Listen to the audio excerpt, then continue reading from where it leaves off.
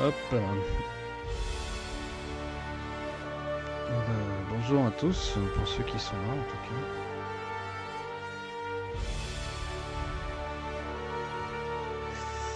cas. Et du coup, aujourd'hui on va faire une petite tier list des... La musique est beaucoup trop forte, alors attends.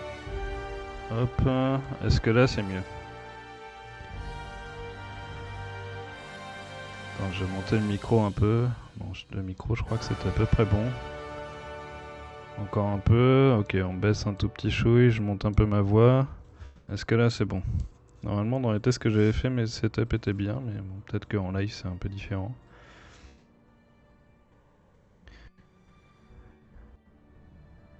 Là normalement je pense que ça devrait être ok, j'ai légèrement monté ma voix, j'ai rebaissé encore un peu le son, tu me dis si ça va.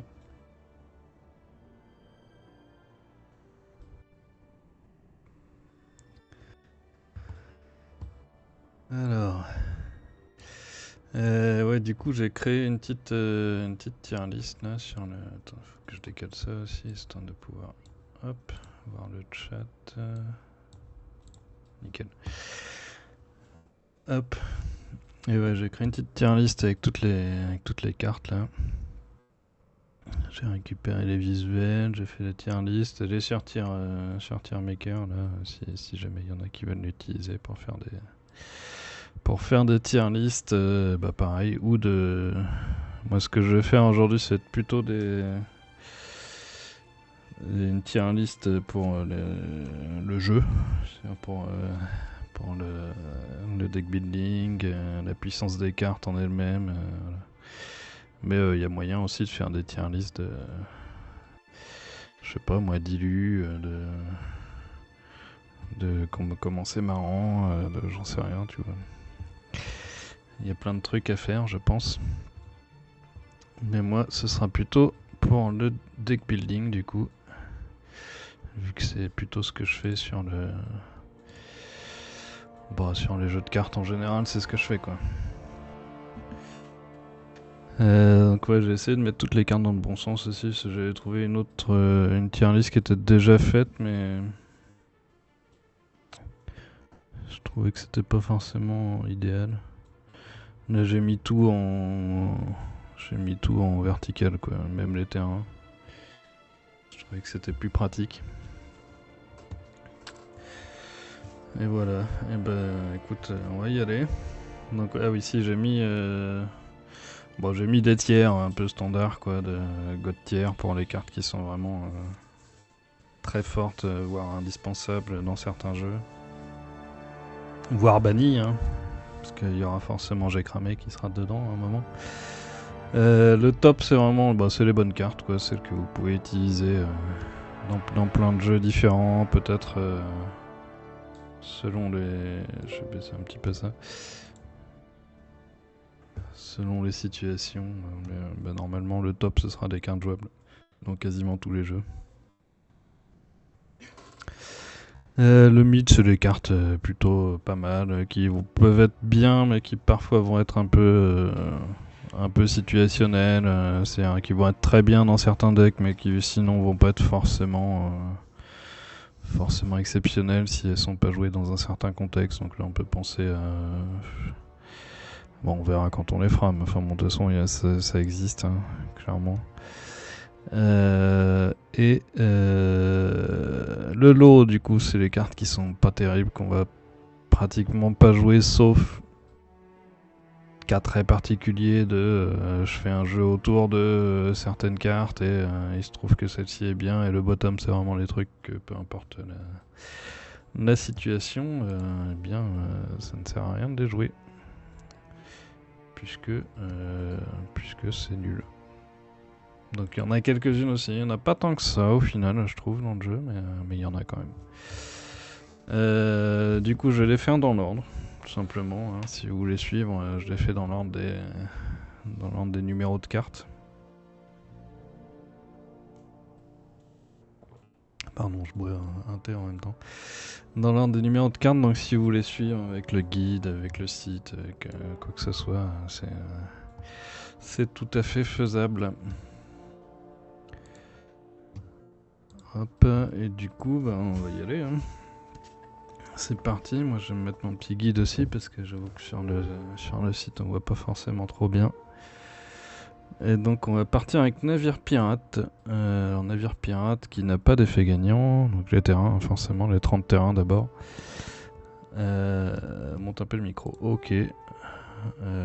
Zoup, là c'est bon normalement, je pense qu'il est à fond.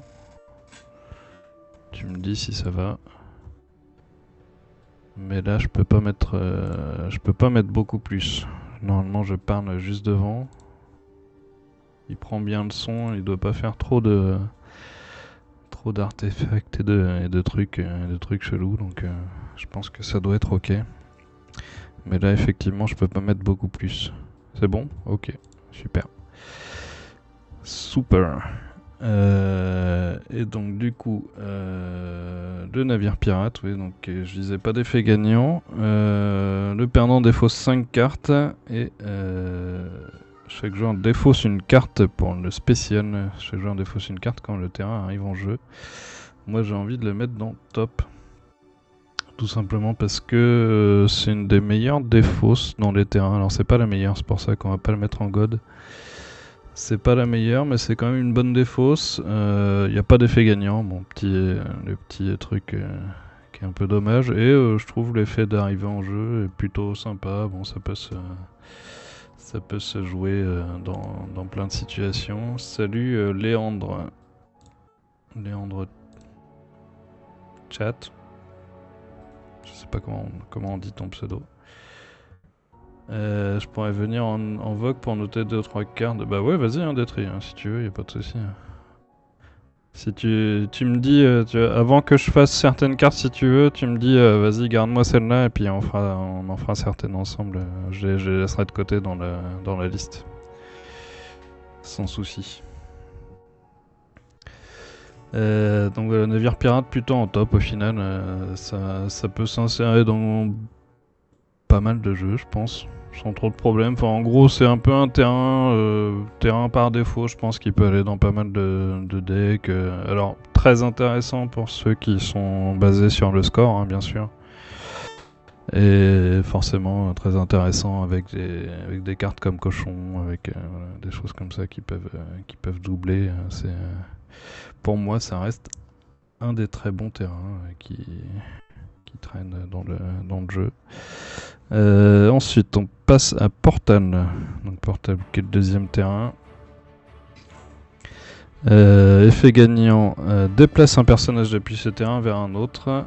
Et effet perdant, défausse 3 cartes. Avec le spécial qui fait que les cartes terracides ont plus 1 en force. Donc celui-ci, pareil, moi je trouve qu'il est plutôt pas mal comme terrain. J'aurais tendance à le mettre en top ou en mid. Je vais le mettre en mid pour l'instant, on verra s'il remonte après. L'effet gagnant est plutôt sympa, moi je trouve. Déplacer une carte d'un terrain vers un autre, ça reste quand même un bon... Depuis ce terrain, pardon, oui. Donc c'est ça permet de sauver une de ces cartes quand on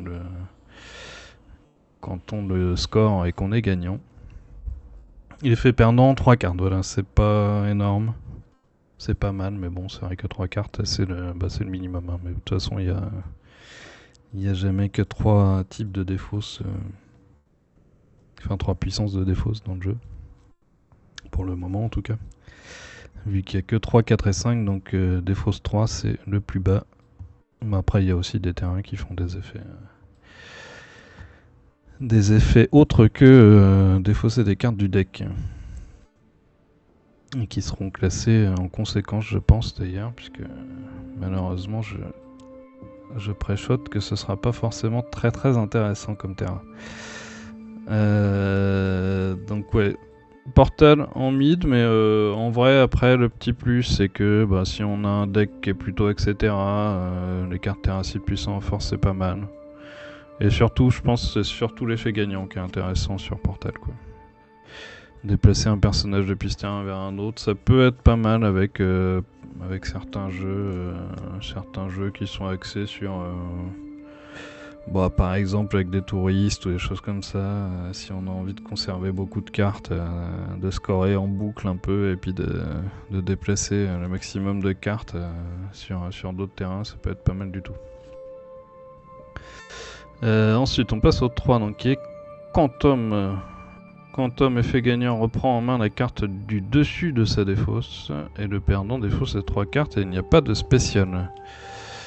Donc celui-ci va aller également en mid. Ouais, j'ai envie déjà de monter directement ça en top parce que si on compare directement à Quantum, c'est quand même moins bien Quantum, je pense. Parce que l'effet gagnant est pas mal, mais une carte c'est pas si violent au final. C'est pas mal, mais sans plus quoi. Ça permet de récupérer une carte. Alors après, ça dépend. Parce que par exemple, là, l'intérêt de ce genre de carte, c'est qu'on peut récupérer une carte style.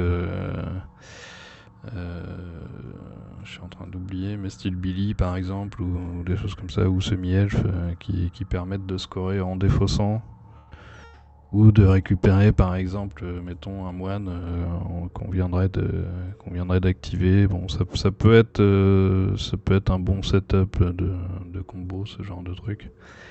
Mais bon, pas de spécial surtout, je pense, de défaut du terrain quoi, qui permet pas de faire grand chose, et 3 cartes, qui est plutôt faible aussi. Donc pas un mauvais terrain, si on n'a pas forcément besoin en tout cas de faire défausser beaucoup de cartes avec le score.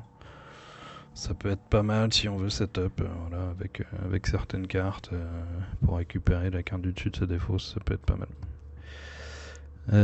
Ensuite on passe à Rocketfield qui est le 4. Alors Rocketfield, le gagnant défaut c'est 2 cartes du dessus de son deck. Pas terrible. Le perdant défausse 5 cartes du dessus de son deck, ça c'est bien. Et bah là forcément c'est le spécial. C'est le spécial qui fait tout le terrain. Puisque si un joueur a moins de 3 cartes en main, il pioche une carte. Et même avec une éventuelle modif à 2 cartes, ça change pas grand chose très honnêtement. Ce qui fait que c'est des terrains tout simplement les plus puissants du jeu.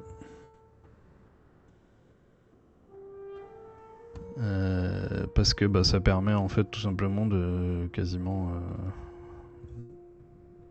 peut-être de faire de gagner en un tour, c'est peut-être pas évident, je pense, même avec Rocketfield, mais ça doit être faisable avec certains setups, mais en gros ça permet de piocher quand même beaucoup et de mettre en place un peu ce qu'on veut sur le terrain quoi. Donc ça fait que c'est un des terrains les plus forts, si ce n'est le plus fort je pense, mais ça permet tellement de choses que de toute façon c'est vraiment violent. Donc directement en God, alors petit contre-coup quand même du Rocketfield, c'est que forcément c'est valable aussi pour l'adversaire. Mais en même temps c'est valable aussi pour l'adversaire, c'est-à-dire que si on a Rocketfield avec un truc qui permet de faire défausser des cartes de la main de l'adversaire, et il est obligé de repiocher aussi, et puis on peut le redéfausser, enfin bon, on peut lui moller un peu une partie de son deck comme ça déjà. Mais cela dit, dès qu'on passe sa main à l'adversaire, il peut lui aussi mettre tout son setup en place s'il a envie quoi. Donc, voilà. Double tranchant mais très puissant quand même, Rocketfield. Tu sais, moi après je suis parti pour 2 heures là. Je suis parti pour aller jusqu'à à peu près un peu avant 16 heures et puis non mais il y en a sur lesquels il n'y aura pas grand chose à dire de toute façon, donc ça accélérera en soi un peu plus ou moins tout seul je pense. Donc ensuite on passe à un RS qui n'a pas de gagnant. Si je serai là, mais justement je vais tenir jusqu'à 16h, comme ça après j'enchaînerai direct avec la réunion. Donc Rust, pas d'effet gagnant. Le perdant défausse autant de cartes du dessus dans son deck qu'il a de cartes en main. Et au début de son tour, chaque joueur pioche une carte de plus. Alors Rust, où est-ce que ça va aller? Ça va aller probablement directement dans le lot. Parce qu'à part le spécial, c'est pas très intéressant vu qu'il n'y a pas de gagnant. Le perdant va rarement être très puissant parce qu'il y a assez peu de moyens de faire piocher beaucoup à l'adversaire. Alors sachant que le perdant va quand même avec le spécial, hein, mais bon. C'est au début du tour, c'est une carte par tour, c'est pas non plus hyper fort. Alors ça peut quand même aller dans certains setups où on fait piocher beaucoup de cartes à l'adversaire avec Dresser, avec des choses comme ça, mais bon, ça reste quand même pas hyper intéressant. Il y a des choses beaucoup mieux à jouer avec Dresser que ça, qu'on verra un peu plus tard. Donc pour moi, Rust assez facilement, ça va dans le lot. Parce qu'il y aura forcément d'autres choses à jouer que ça. Ensuite, il fait pas chaud. Le gagnant reprend en main un terrain de sa défausse. Le perdant défausse 2 cartes de sa main par terrain encore en jeu. Et le spécial, pendant son tour, chaque joueur joue un terrain ou défausse une carte. Alors, il fait pas chaud, un peu compliqué à caser. Moi, je vais le mettre en mid parce que... tout simplement...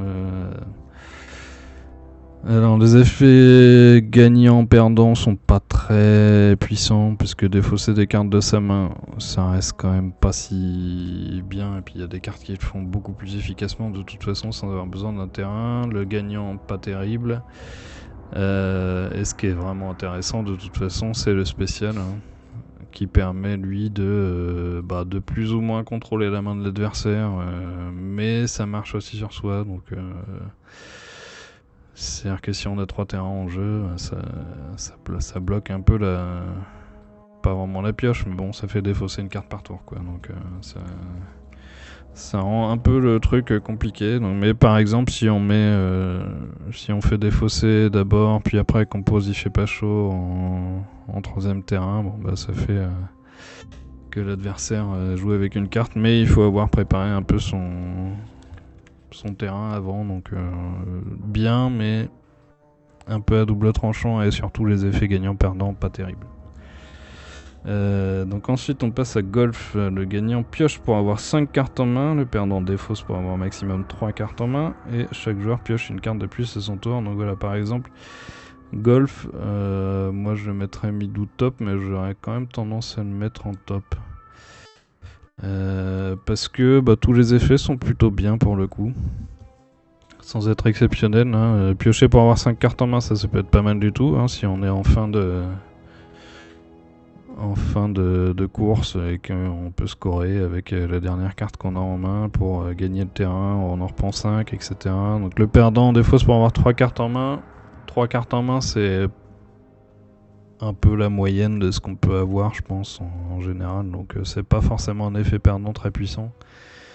C'est même pas ouf en fait, hein, parce que de toute façon ça défausse pas de cartes du deck. Et surtout le spécial aussi qui est pas mal, puisque chaque joueur pioche une carte de plus à son tour. Donc c'est là aussi où il est plus intéressant que Rust, hein, je pense.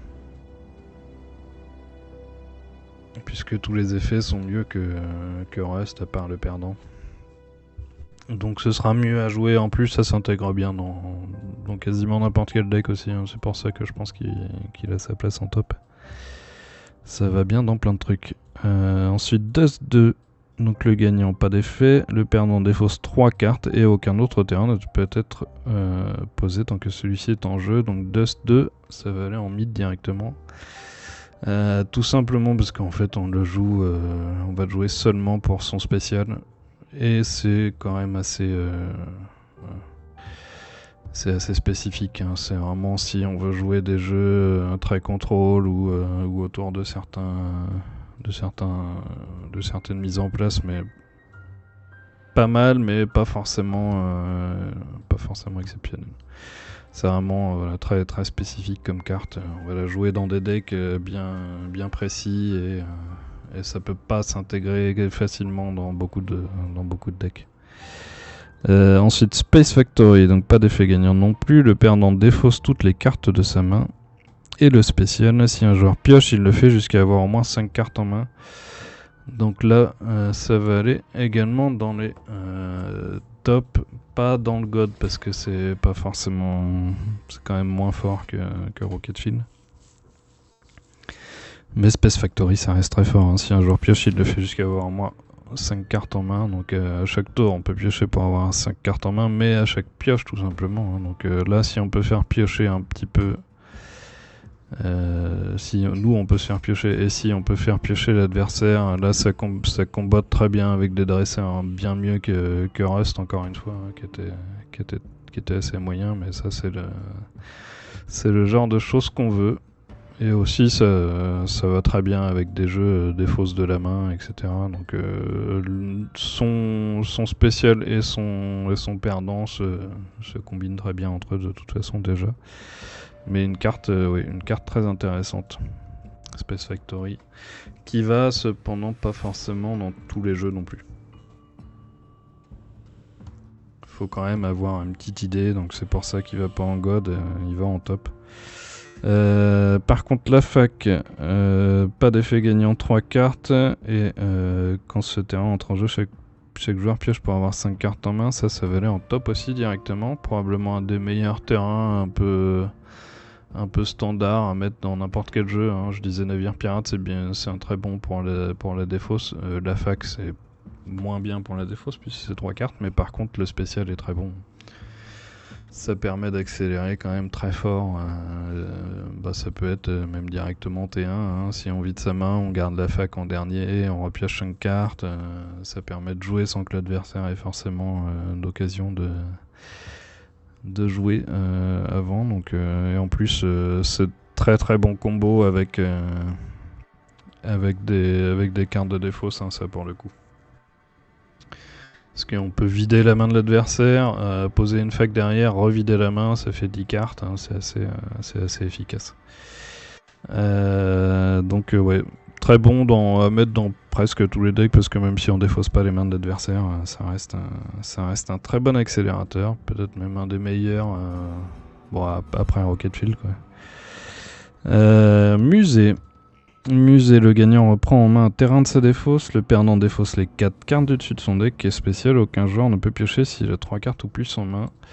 Donc musée a un nouveau, on va le mettre en top. Tout simplement parce que ça permet quand même un bon contrôle, donc on peut pas piocher si on a 3 cartes ou plus en main. Ça peut même permettre aussi de bloquer le jeu si on est bien en place et que on veut tout simplement attendre un peu, ou si on a déjà ce qu'il faut pour scorer, qu'on est en fin de partie et qu'on veut tout simplement ne pas perdre avec la bibliothèque, ça peut permettre de survivre quelque temps quoi. Voire de reconstituer. Alors bon là c'est du théorie, hein. Si jamais on a ça plus des Deotoons et des choses comme ça qui permettent de reprendre des cartes et des trucs, ça peut être intéressant, hein, de récupérer, de plus piocher de cartes vraiment, mais par contre de récupérer des cartes de sa défausse, hein, ça c'est tout à fait possible. Donc on peut bloquer la pioche de son deck et puis récupérer de sa défausse grâce à Musée. Donc un très bon terrain, en plus avec des effets gagnants-perdants qui sont plutôt pas mal aussi. Bon, le gagnant pas forcément fou, mais le perdant 4 cartes c'est très bien. Donc encore un top. Le FNAF, donc le gagnant repose autant de cartes qu'il veut de sa main sur le dessus de son deck, le perdant défausse toutes les cartes de sa main. FNAF ça va aller en lot tout simplement. C'est même limite du bottom, hein, je pense, pour FNAF. On verra, peut-être qu'il bougera plus tard, hein, parce que ça n'a pas beaucoup d'intérêt. L'effet gagnant est pas très intéressant. Enfin, à moins qu'on ait beaucoup de cartes, ça se présentera très rarement, hein, de toute façon. Ça permet un peu de reconstituer son deck, mais c'est vraiment pas fou. Le perdant défausse les cartes de sa main. Bon, on a déjà établi que c'était pas l'effet le plus intéressant de faire défausser de la main, donc FNAF sera pas beaucoup joué. Hein. De toute façon, on ne présente que très peu d'intérêt. Je vois même pas spécialement de situations dans lesquelles c'est intéressant. Je pense qu'en fait, il va même aller en bottom, hein, tout de suite. Ensuite, village. Du coup, le village, le gagnant, pas d'effet. Le perdant défausse 3 cartes dessus son deck. Et par contre, le spécial, quand c'était rentré en jeu, chaque joueur joue un personnage gratuitement. Donc ça va en mid. Parce que pas d'effet gagnant, l'effet perdant pas fou. Mais le spécial, pas trop mal. C'est un petit accélérateur si on veut, si on veut se préparer une petite combo et puis qu'on n'a pas de quoi poser. Bon, ça peut être pas mal. Pas grand chose de plus à dire sur le village, hein. C'est bien intégré dans des decks un peu coûteux, on va dire, éventuellement. Même si c'est sur chaque joueur, hein, ça permet de s'accélérer soi, c'est l'essentiel. Ensuite, la ferme.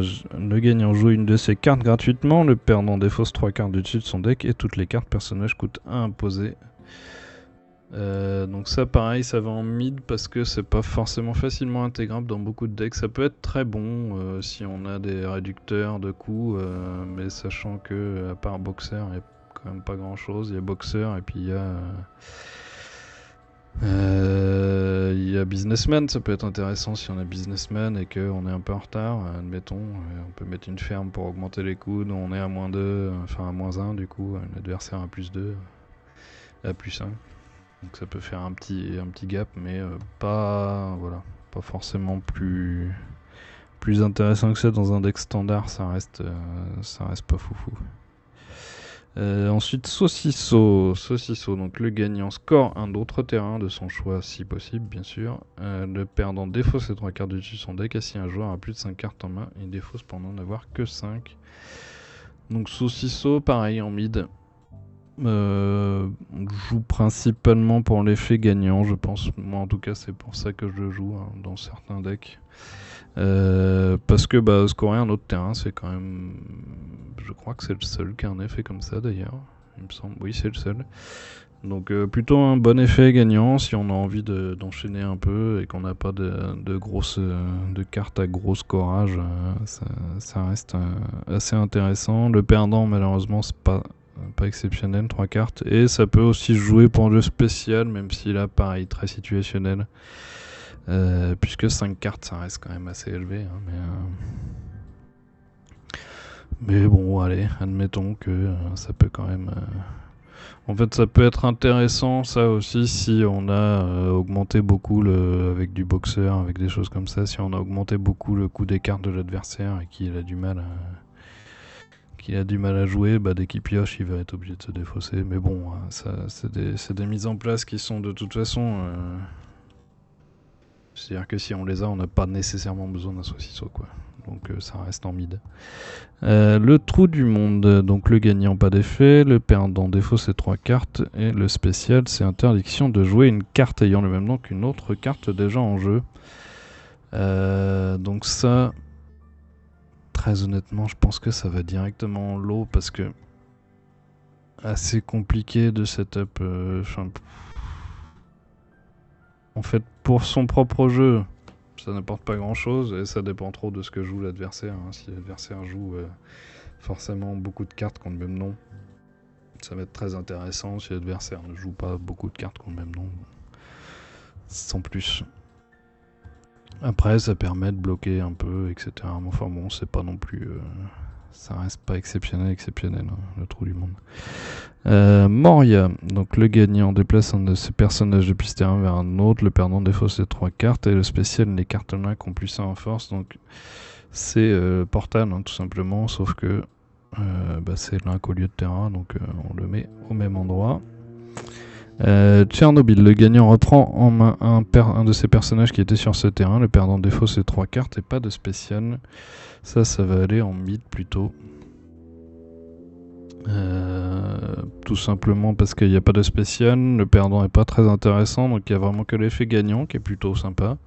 Reprend en main un de ses personnages qui était sur le terrain, donc ça permet de directement, par exemple, récupérer le scoreur, si on veut scorer autre chose, récupérer un personnage clé dont on a besoin, mais sorti de ça, pas forcément exceptionnel, quoi, puisque Tcherno, pas de spécial, un perdant faible, ça reste en mid, ça peut être intéressant dans certains jeux, ça peut apporter quelque chose, mais c'est pas forcément plus intéressant que ça. Valheim. Alors Valheim, le gagnant défausse la première carte du dessus de sa main, le perdant défausse les 5 cartes et pas de spécial. Donc là on est sur un navire pirate en moins bien, hein, tout simplement. Mais quand même assez peu de cartes qui ont une défausse à 5 pour l'adversaire, donc ça reste en mid. Hein. Même si ça nous meule une carte à nous, bon bah 5 cartes à l'adversaire, c'est pas mal. Si on a le choix, on va plutôt mettre navire pirate. Hein. En tout cas, moi j'aurais tendance à préconiser ça. Alors faut faire attention à la défausse, bien sûr, mais quand même, je pense que navire pirate reste plus intéressant qu'un Valheim. Même si on peut arguer que ça revient un peu au même. Hein. Sauf que bon, navire pirate, on peut éviter la défausse en jouant. Ou alors même la défausse, je veux dire, c'est quand même pas forcément trop grave. Se meuler une carte, c'est peut-être un petit peu plus chiant. Et surtout que là, c'est défausse pour tout le monde. Hein, donc ça fait 6 cartes, et là, ça fait que 5. Donc ensuite, trancher. Le gagnant, pas d'effet. Le perdant défausse 4 cartes du dessus de son deck. Et le spécial, sur ce terrain, les personnages coûtent plus 2 à poser. Donc ça va en mid ou en low, je sais pas trop. Je vais le mettre en mid pour l'instant, on verra si ça baisse. Pourquoi? Tout simplement parce que c'est surtout le spécial là qui est intéressant. Alors après, le perdant est bien, il n'y a pas de gagnant, le perdant est plutôt bien, 4 cartes c'est tout à fait ok. Et c'est surtout le spécial, là ça va jouer avec des cartes à déplacement et des choses comme ça, ou beaucoup de réduction de coûts, hein, si on peut. Mais ouais, le trancher pas mal parce que bah, justement ça peut un peu bloquer si on a princesse par exemple et quand on joue avec trancher, bon bah ça peut être plutôt sympa. Hein. En plus ça peut faire combo avec un boxer link par exemple pour piocher à chaque défausse de l'adversaire. Donc pas mal trancher, mais il faut avoir des choses pour jouer avec quoi. Ça va pas dans n'importe quel deck, on met pas ça automatiquement dans un deck. C'est quand même particulier. Ravenholm. Donc le gagnant échange son deck et sa défausse, puis défausse sa main. Le perdant défausse ses 4 cartes du dessus de son deck. Et le spécial, ce terrain ne peut être scoré que s'il est le seul terrain en jeu.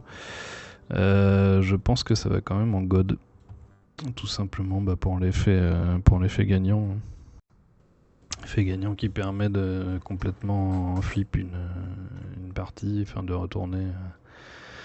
retourner complètement une partie, ou alors vraiment de jouer autour de Ravenholm, hein, tout simplement. Ça se fait aussi, ça se fait pas mal. On peut jouer à Ravenholm en déplaçant des cartes de l'adversaire sur Ravenholm pour lui faire gagner le terrain assez rapidement au début de partie. On peut jouer à Ravenholm en contrôlant le jeu et en piochant beaucoup, en faisant défausser l'adversaire, mais pour ensuite nous scorer Ravenholm et reconstituer toute notre bibliothèque assez rapidement. Donc un très bon terrain, probablement un des mieux, hein, je pense, et en plus pas abusé en soi, puisque bah, ça reste, c'est pas un accélérateur, il faut setup avec d'autres trucs pour le scorer, il faut jouer autour, mais voilà, quand même un des effets gagnants les plus puissants du jeu, tout simplement. Ensuite, Urbex. Donc le gagnant regarde les 5 premières cartes du deck adverse et les réorganise. Le perdant défausse ses 4 cartes du dessus de son deck. Je le mets plutôt directement en low. Pour la simple et bonne raison que au final il n'y a pas de spécial, donc il n'y a rien de particulier. C'est une défausse de 4, alors après je sais pas si c'est... Voilà, ça n'a pas forcément été pensé non plus, je pense... correctement cette carte, puisque on regarde les 5 cartes de l'adversaire, il en défausse 4 juste après, donc bon, ça permet juste en gros de mettre la moins bonne carte des 5 qui était sur le dessus du deck, mais comme on fait d'abord gagnant puis perdant, ça reste pas très intéressant. Donc en lot, puisqu'on le mettra seulement si on a un peu que ça à mettre. Ça reste une défausse de 4 après, hein. C'est pas trop mal, mais je veux dire, il y a mieux quoi dans le genre, hein. Autant jouer à un musée ou des choses comme ça. Le manoir, moi que je vais mettre directement là, hein, je vais le lire quand même, mais le gagnant reprend en main la carte du dessus de sa défausse, le perdant défausse 5 cartes du dessus de son deck, pas de spécial, donc le meilleur terrain tout simplement, hein, à scorer. Si on le gagne, puisque 5 cartes de défausse c'est le max. En plus on a un effet gagnant qui est plutôt pas mal, hein. On va prendre en main la carte du dessus de ses défausses, donc à mettre dans beaucoup de decks. Si on a envie de scorer un terrain, Manoir c'est un des meilleurs terrains qu'on a envie de scorer. Avec probablement Barrage qui est juste après, puisque le gagnant cherche une carte dans son deck, la met en main et mélange son deck. Le perdant défausse ses 4 cartes du dessus de son deck. Donc encore une fois un très bon terrain. Je sais pas si je le mets en God ou si je le mets en top. Je vais plutôt le mettre en top à mon avis. Ouais, quoique. Qu'est-ce qu'il y a en top? Ouais, si, allez. Ouais, Barrage. Très bon, hein. On va aller chercher n'importe quelle carte de son deck pour la mettre en main. Donc ça permet quand même de mettre en place aussi d'autres trucs derrière après le scorage. 4 cartes qui a une bonne défausse. Donc c'est quand même... Je pense que c'est un petit peu moins bien que Manoir. Mais Barrage, ça se joue très bien dans quasiment n'importe quel terrain aussi. Cherno, le gagnant, reprend en main la carte du dessus de sa défausse. Le perdant défausse ses 4 cartes du dessus de son deck et toutes les cartes personnages coûtent un de moins à poser. Ça va également en top. Tout simplement parce que les effets gagnants-perdants sont bien. Et c'est un gros accélérateur aussi. Hein, donc si on a envie de jouer des cartes un peu chères, Cherno ça reste un des meilleurs accélérateurs, parce qu'on n'a pas beaucoup de cartes dans le jeu pour baisser le coût de ses propres cartes, hein. Comme j'ai dit, il y a Boxer Link et Businessman qui est en plus conditionnel, donc c'est pas forcément évident. Donc Tchernogorsk, ça reste un des meilleurs moyens pour poser ses cartes facilement et rapidement. Donc ouais, en top sans problème. 4 cartes, c'est une bonne défausse. Ensuite, Agrou. Le gagnant, pas d'effet. Le perdant défausse les 3 cartes du dessus de son deck. Et spécial, quand ce terrain entre en jeu, chaque joueur défausse un personnage en jeu. Donc Agrou, pour moi, Midou top. Midou top, un des deux, je sais pas trop. Je le mettrais peut-être... Ouais, je vais le mettre en mid quand même. Ça dépend. En fait, ça peut être très bien. Chaque joueur défausse un personnage en jeu, donc forcément, ça peut être un des personnages adverses qu'on va défausser. Donc, si on vient de scorer un terrain et que l'autre a encore des choses sur un autre terrain et que nous, on n'a rien, ça peut être très intéressant, hein, parce qu'il est obligé de défausser un personnage en jeu. Donc, si on peut faire défausser 2 personnages en jeu avec Agrou, ça reste quand même pas mal. Bon, après c'est un effet une fois, c'est 3 cartes, il n'y a pas d'effet gagnant, donc je pense que mid effectivement c'est pas mal. C'est bien, mais sans être trop fort. Garage, le gagnant reprend en main un terrain de sa défausse, le perdant défausse les 3 cartes du dessus de son deck. Moi j'ai envie de le mettre directement en lot. Reprendre un terrain de sa défausse, c'est pas mal, mais c'est pas forcément ce qu'on a envie de faire non plus. Enfin, ça peut être bien, c'est trop situationnel et pas très intéressant comme effet perdant, et en plus pas de spécial, donc voilà. Ensuite, Uretus, le gagnant défausse si possible un autre terrain en jeu et le remplace par un de sa main. Le perdant défausse les 3 cartes du dessus de son deck. Je le mets en bottom. Parce que très compliqué, hein, comme setup, très situationnel. Alors ça peut être... voilà, changer vraiment complètement la situation s'il y a un ravenol en jeu, par exemple, s'il y a des trucs qui nous bloquent, mais dur en fait, ça veut dire qu'il faut avoir 2 terrains déjà, il faut avoir Eurytus, enfin il faut avoir posé Eurytus, avoir un autre terrain pour le remplacer, etc. Il n'y a pas... L'effet perdant est pas terrible, il n'y a pas de spécial. Un peu trop de conditions pour finalement être vraiment utile, hein, Eurytus. Wankil Show. Donc le gagnant prend la carte du dessus de sa défausse en main. Prend la carte du dessus de sa défausse en main pour chacune de ses cartes link en jeu. Mais bon, on récupère des cartes de sa défausse. Et le perdant défausse sa carte du dessus de son deck jusqu'à défausser une carte terracide. On va les faire en même temps, hein, Wankil Show et Convention. puisque la convention c'est le même, sauf que vous remplacez Terracide par Link et Link par Terracide.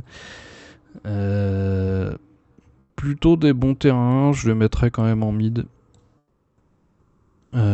Puisque la défausse reste quand même assez situationnelle, il n'y a pas de spécial. C'est surtout l'effet gagnant qui est intéressant, hein, si on a envie de... Si on a un deck qui pose beaucoup.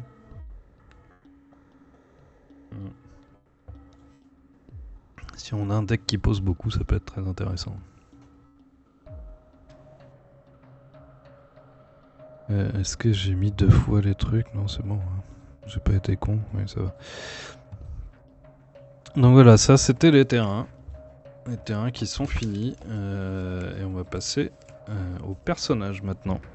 Donc il y en a qui vont aller assez vite. Il y en a sur lesquels on va peut-être passer un peu plus de temps. Mais je pense que pour certains, ça risque de charcler assez rapidement. Donc garagiste, pas de coup. Piocher une carte et combo plus 1 en force pour une force de 1. Voilà. C'est en lot, hein, très simplement, c'est pas exceptionnel, ça permet pas grand chose. Je pense que ça sert pas à grand chose de le jouer, très honnêtement. Lot, est-ce qu'on le met en bottom? Ça se discute. Ouais, je pense qu'on peut même le mettre en bottom carrément. C'est vraiment pas très intéressant. Ça fait piocher une carte, quoi. C'est le seul truc qui est un peu intéressant. Mais enfin bon, si on a besoin de mettre un garagiste pour piocher une carte, autant mettre une autre carte directement. Ce sera aussi bien. L'autre garagiste, donc le terrain, pareil, 1 de force, pas de coup. On pioche une carte. Et là, je le mets en lot, tout simplement parce que les 2 diamants. Donc une petite carte, voilà, ça permet de faire une combo avec d'autres trucs. Donc pourquoi pas. Camionneur. Link, défausser un personnage adverse en jeu d'une force de 3 maximum et combo piocher une carte. Alors, on va pas forcément le jouer pour son combo, mais ça reste pour moi une top carte. Les deux d'ailleurs, les deux camionneurs. Les 2 camionneurs, tout simplement parce que c'est une des rares cartes gratos. Ouais, quoique, on va peut-être plutôt les mettre en mid, en vrai. On va plutôt les mettre en mid. Merde. Qu'est-ce que je fais? Je fais n'importe quoi. Ok. On va les mettre en mid parce qu'il y a mieux après. Mais c'est des bonnes cartes. Hein. Défausser un personnage adverse en jeu d'une force de 3 maxi, ça reste très bien pour se sortir de situations de blocage hein, avec d'autres cartes qu'on verra plus tard. Mais il n'y a pas énormément de cartes qui font ça, mais il y en a qui sont mieux de toute façon, effectivement. Donc camionneur, les 2 c'est fait. Vendeur, donc vendeur Link, vendeur Terra, les 2 coûtent 1 à jouer, 3 et 4 de force, et le même effet infini, donc votre adversaire défausse une carte de plus si vous gagnez un terrain, et pour le Link, il y a un combo en diamant violet, scorer un terrain, donc je vais mettre le Link plutôt... Est-ce que ça va en top? Ça va peut-être en mid quand même, faut pas exagérer. Et pour le terrain, je pense que ça va en low. Plutôt envie de jouer quand même le vendeur Link tout simplement pour le scorage. Même si le vendeur Terra, pourquoi pas pour l'infini, mais il y en a d'autres qui font le même infini à peu près. C'est pas... voilà. Autant jouer les autres, j'ai envie de dire. Ensuite, Annabelle. Donc, pas de coup, 2 de force. Votre adversaire défausse une carte de plus si vous gagnez un terrain à nouveau. Donc, c'est exactement la même que le vendeur Link, mais ça coûte rien. Mais ça a que 2 de force, donc à peu près le même niveau. Alors là, Grudge. Donc, pas de coup. 1 de force, défausser un personnage en jeu chez votre adversaire, donc n'importe lequel, et en combo piocher une carte par point de force chez le personnage défaussé. Donc ça va top ou presque god, mais je pense que top c'est quand même bien. Tout simplement parce que la combo est pas forcément si si évidente, mais rien que l'effet de base hein, est très très bon. On défausse n'importe quelle carte chez l'adversaire. Et c'est surtout quoi, quoique si, je vais peut-être quand même la mettre en god en fait, tout simplement parce que justement, si on n'a pas envie de la jouer en combo, ça permet de défausser un gros truc sans piocher non plus la moitié de son deck. Donc Grudge, ouais, tout simplement parce que ça peut aller dans n'importe quel deck. Hein. Ça peut aller dans tout, ça sera jamais mauvais. Défausser un personnage adverse sans condition, voilà. C'est la seule carte qui fait ça, de toute façon, de tout le jeu. Donc je pense qu'en fait, on peut le mettre en god. Alors, Astronaute Link. Donc si votre adversaire... oui, pardon. 1 en coup, 2 en force, c'est pareil pour l'Astronaute Terra. Si votre adversaire défausse au moins 2 cartes, il en défausse une de plus. Pareil pour le Terra, sauf que le Terra en plus en combo pioché 2 cartes. Donc on va mettre l'astronaute ici et celui-ci là pour aller un peu avec Vendeur, Annabelle. C'est à peu près la même force, je trouve, entre celles-là. Pas des mauvaises cartes, faut jouer autour quoi. C'est un peu ce genre de truc là. Il faut arriver à scorer beaucoup les terrains, etc. Sachant que, ouais, quoique je mettrais peut-être comme ça en fait, plutôt. On va mettre comme ça parce que l'intérêt des astronautes, c'est que si votre adversaire défausse au moins 2 cartes, il en défausse une de plus. Donc ça peut aussi augmenter le coût des cartes tout simplement adverses, hein, le coût des personnages. Ce que ne font pas Annabelle et Vendeur, vu que c'est juste pour le scorage. Donc ça joue aussi pour le scorage, ça joue pour les personnages adverses. Donc un peu double effet. Donc pas mal du tout au final. Boxer Link.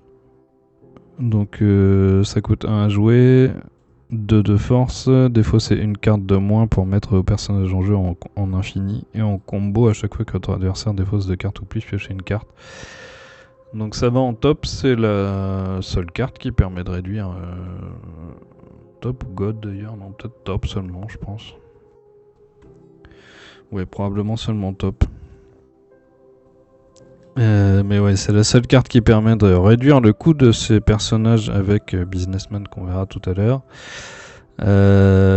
Ça permet pas forcément grand chose. C'est une combo avec un seul diamant violet. Ça donne une combo jaune en ouverture. C'est très bien. Hein. La combo en plus c'est pas forcément nécessaire puisque c'est pas mal, mais c'est pas non plus la panacée. Mais ça réduit les cartes de 1, donc de toute façon, comme c'est la seule qui fait ça, ça va en top. Le boxer terrain va lui en god directement, donc c'est gratuit à jouer, ça a 2 de force, et en infini, votre adversaire doit défausser une carte de plus pour poser ses personnages, donc ça augmente de plus 1 toutes les cartes adverses, et ça ouvre double combo, enfin ça ouvre combo avec double diamant, hein, donc gratuit, double diamant. Un très bon effet, donc sans problème ça va ici. En fait ça c'est pareil, c'est une carte qui peut aller dans n'importe quel jeu, hein. Ça sera jamais mauvais même si vous jouez pas autour du coup des cartes adverses, ça reste pas inintéressant à jouer, hein. Enfin, c'est une des meilleures cartes du jeu, hein, je pense tout simplement. Alors, les 2 infectés maintenant. Donc, infecté Link qui coûte 1 à 2 de force, infecté terrain qui ne coûte rien et à 1 de force. Ont le même effet infini. Si vous avez plus de cartes dans votre défausse que dans votre deck, reprenez en main la carte du dessus de votre défausse en début de tour. Et en combo pour l'infecté Link, reprenez en main la carte du dessus de votre défausse en combo diamant jaune. Donc les deux vont aller en lot. Parce que un effet qui s'active que quand on est un peu avancé dans la partie, qui est pas forcément évident à mettre en place, la force est très faible, hein, même pour des cartes qui coûtent pas beaucoup.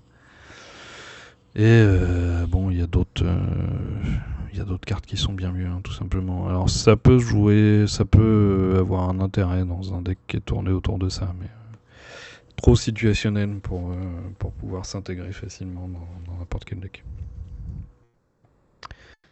Où est-ce qu'elle en est la musique là ? Comment ça se fait que c'est ça? Ah non, c'est bon. Ok. Ensuite, donc les fermiers. Fermiers, c'est pas de coup pour les deux, 0 en force pour les deux, et même infini, sauf que on inverse les personnages. Donc au moment de scorer vos personnages Terracide ou Link ont plus 1 en force. Voilà. Pas intéressant du tout à jouer. C'est un boost seulement au moment de scorer. C'est des cartes qui certes coûtent 0 mais ont 0 en force. Donc, c'est... Et ouvre juste une combo violette. Je pense que ça ne sert à rien de les intégrer dans aucun deck. Même un deck qui jouerait autour d'un terrain ou d'un link. Il y a d'autres cartes qui sont bien mieux que ça à mettre. Il y a d'autres... voilà, ça ne jouez pas ça, tout simplement. Les cartes sont marrantes mais pas d'intérêt. Ensuite, on a chien. Donc chien, ça coûte 1 à jouer, ça a 3 de force. Si vous gagnez un score ce tour, appliquez 2 fois son effet gagnant. Est-ce combo scorer un terrain? Pour moi, ça va en top. C'est un très bon scoreur. C'est pas le meilleur, hein, mais ça reste un très bon scoreur qui peut en plus voilà, se jouer avec certains terrains qu'on a vus qui ont un bon effet gagnant. Ça peut être sympa. Et dans le même ordre d'idée, donc du coup cochon qui est gratuit, 2 de force, et si vous gagnez un score ce tour, votre adversaire applique 2 fois son effet perdant. J'ai envie de le mettre en top aussi. Ça ouvre un combo violet d'ailleurs aussi. Tout simplement parce que ça peut être très fort hein, avec certains terrains. Et surtout ça s'applique sur... si on score 3 terrains dans le tour, hein, ça va s'appliquer sur les 3 terrains. Donc je pense que c'est un des... Ouais, c'est un très bon... J'aurais tendance même moi à le mettre... voilà. C'est pour ça que je le mets là, c'est parce que pour moi ça va bien devant des astronautes ou des vendeurs. Hein. Mais ça se cumule très bien hein, aussi d'ailleurs, toutes ces cartes-là. Hein, dans un deck scorage, si on a envie de jouer cochon, vendeur, astronaute, Annabelle, tous ces trucs-là, ça peut faire monter très vite Ça peut faire monter très vite l'addition très haut. Donc cochon, plutôt une très bonne carte aussi, à mon sens. Ensuite, on a fromager et charcutier qui sont gratuits tous les deux, 3 de force et 2 de force respectivement. Donc fromager, vous et votre adversaire défaussez la première carte de votre deck si votre appui sans force, récupérez-la en main. Et la même chose pour le charcutier. Pour moi, les deux ont pas grand intérêt, mais je vais mettre carrément le charcutier, le fromager en bottom et le charcutier en low, tout simplement parce que le charcutier ouvre double combo, hein, les 2 diamants, donc est un petit peu plus intéressant, mais c'est pas non plus exceptionnel. Hein. C'est jouable vaguement si vous n'avez pas forcément grand chose d'autre à mettre, allez-y, mais sinon pas fou.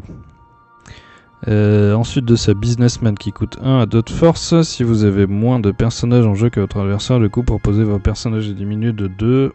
Pour moi ça va en mid, c'est situationnel mais quand même assez puissant. Hein. Moins 2 sur les personnages, on a déjà dit qu'il n'y avait pas de réducteur, pas beaucoup de réducteurs, vu que le seul autre c'est Boxer Link qui lui n'a pas de condition, donc est quand même mieux que ça. Hein, mais businessman, pourquoi pas? Dans un deck un peu cher, qui sort pas vite, ça peut être très intéressant pour s'activer d'un coup et jouer beaucoup de cartes, quoi.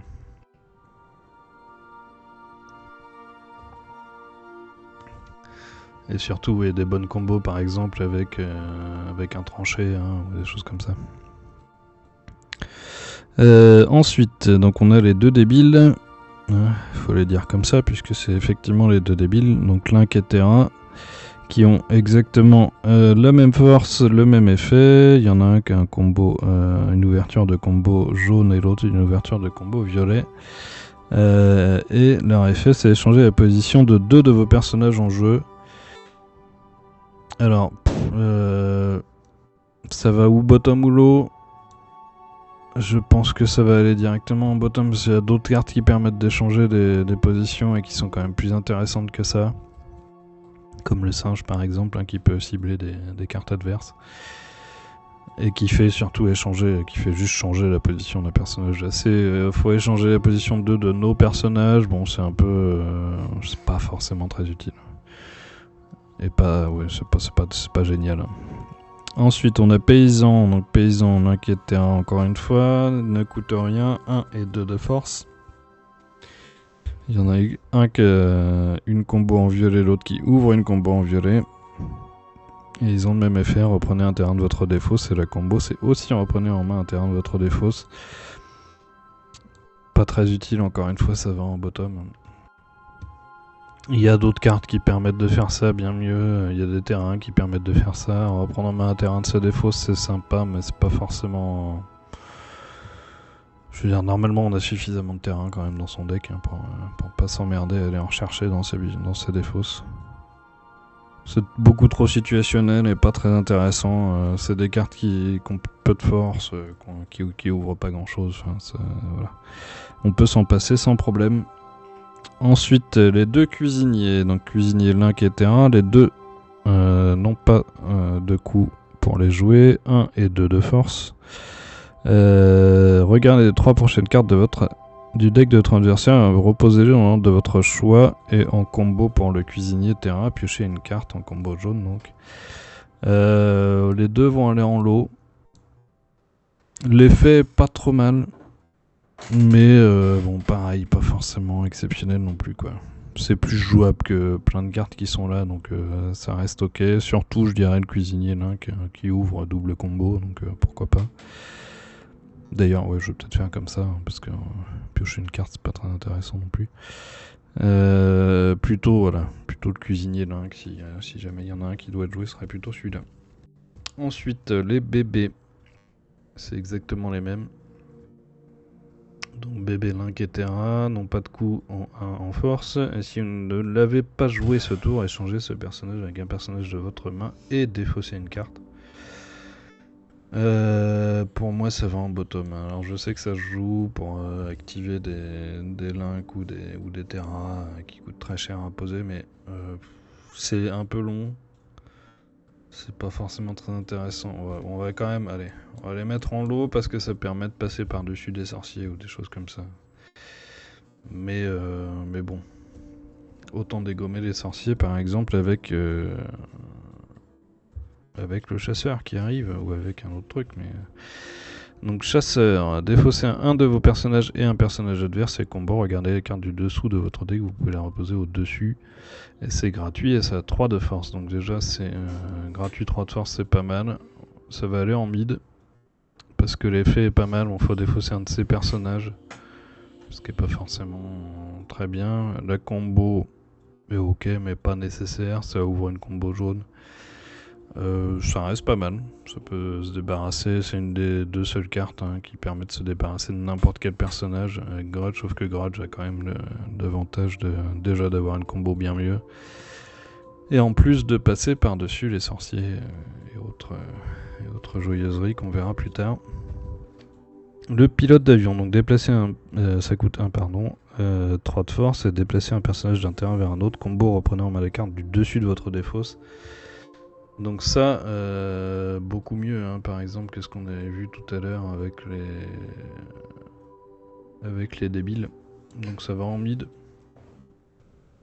Parce qu'on peut déplacer n'importe quel personnage, du coup, d'un terrain vers un autre si on a envie. La combo est ok, sans plus, mais bon, ça rend la carte gratos, quoi. Si on se défausse et on la récupère.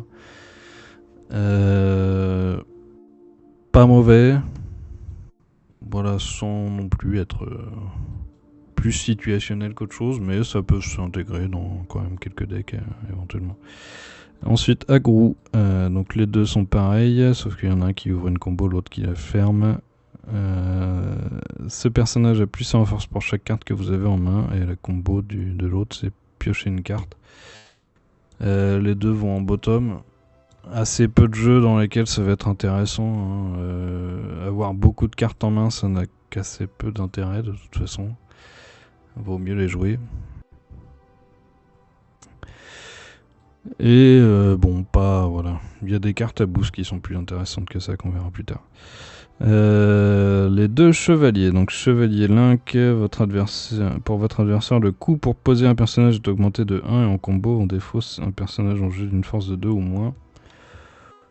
C'est en mid, principalement pour l'effet infini, hein, qui permet d'augmenter le coût des personnages en face. 5 de force quand même. Donc, pas trop mal, mais voilà. Et le chevalier de terrain, qui en infini une fois par tour, pardon, ça coûte 2 aussi et 5 de force, hein, c'est le même. Et en infini une fois par tour, quand vous déclenchez une combo, reprenez en main la carte du dessus de votre défausse, et en combo, reprenez en main un terrain de votre défausse, alors sachant que le diamant qui est là est en réalité de l'autre côté. Hein. C'est une erreur de fabrication qui est connue. Et ça va aller du coup plutôt en lot, puisque beaucoup moins intéressant, hein, même à aller chercher, et c'est juste une fois par tour quand on déclenche une combo, donc à la limite si l'infini était quand vous déclenchez une combo, reprenez en main la carte du dessus de votre défaut, ça aurait pu être très intéressant. C'est une fois par tour, donc ça rend le truc pas très intéressant. On passe au peintre. Donc les deux sont gratuits à jouer. Le peintre Link ouvre double diamant. Le peintre Terra a diamant jaune en combo. Et les deux ont ce personnage à plus 1 en force pour chacune de vos combos en jeu. Et la même chose en combo pour le Terra. Deux cartes qui sont pas mal, quitte à jouer des trucs, moi je mettrais en mid tout simplement, alors peut-être plus en mid celui-là, mais bon. L'autre on sait pas trop, je vais le mettre quand même plutôt en low, mais pas mauvais, c'est-à-dire quitte à jouer des trucs, je trouve ça un peu mieux que Agrou. Parce que ça ouvre double diamant, hein, c'est surtout ça qui est intéressant. Et bon, plus en force, écoute, c'est pas si mal. Ensuite, je vais boire un coup.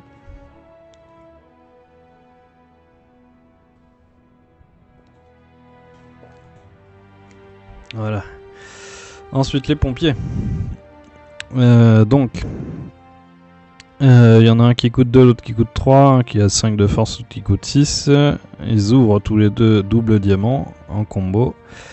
Et ont le même effet presque, puisque pompier Link, si c'est la première carte posée sur son terrain, reprenez en main les 3 cartes du dessus de votre défausse, et pompier, si c'est la première carte posée sur son terrain, reprenez en main les 4 cartes du dessus de votre défausse. Donc ça, les deux vont aller en top.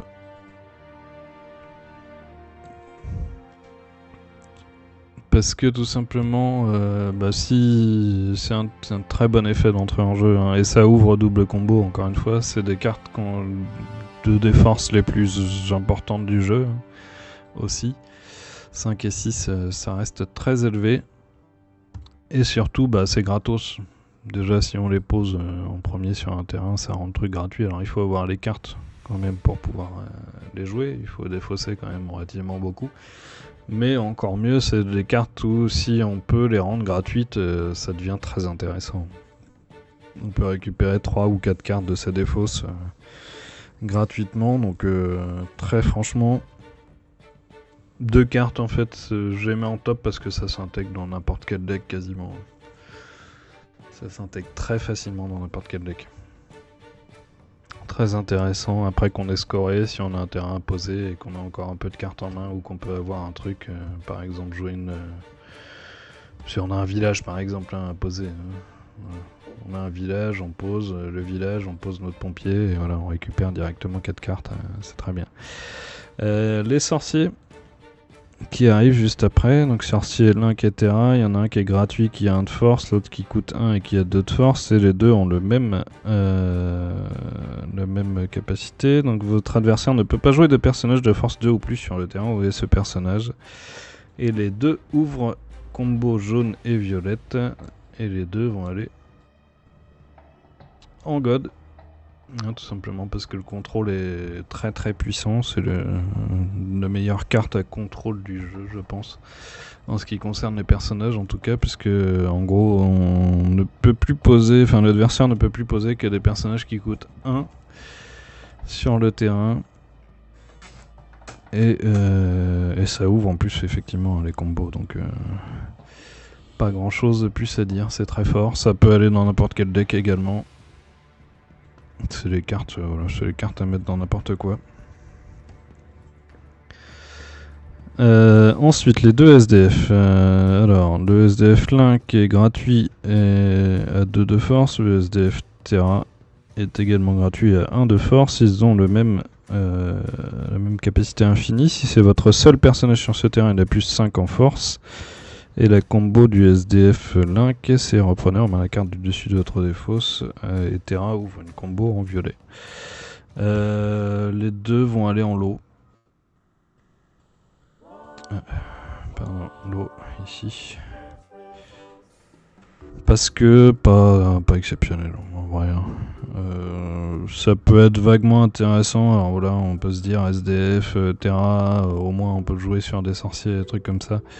Certes, mais déjà ça suffit pas. Et en plus, bon, pareil, il y a d'autres trucs mieux à jouer que ça. De toute façon, ça reste assez faible, ça ouvre pas beaucoup de combos. Voilà, moi je préfère quand même jouer un peintre ou un truc comme ça, ça reste plus intéressant. Quitte à jouer des cartes qui se boostent. Les touristes. Alors, pas énormément joué les touristes de ce que j'ai vu, mais là on va les dire quand même.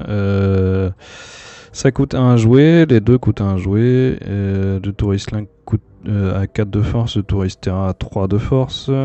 Et les deux ont, si ce personnage participe à un score sur un terrain, il n'est pas défaussé mais va sur un autre terrain de votre choix. Pour moi, j'ai envie de mettre les deux en mid. Ça peut aller dans pas mal de decks, pas forcément partout, mais je trouve que ça reste des bonnes cartes. Si c'est un deck qui est basé sur le score, ça pourrait même être en top. Hein.